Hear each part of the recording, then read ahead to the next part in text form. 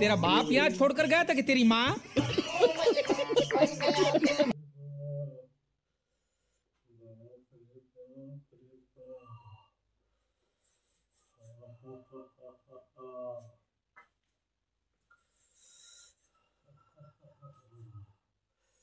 लाइक करिया हो भैया सनी, लाइक करिया हो।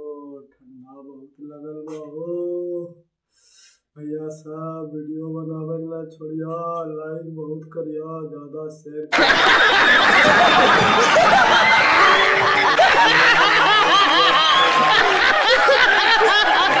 बहुत ठंड लगल बा हो भैया साहब, बहुत ठंड लगल बा हो, बहुत ठंड लगल बा।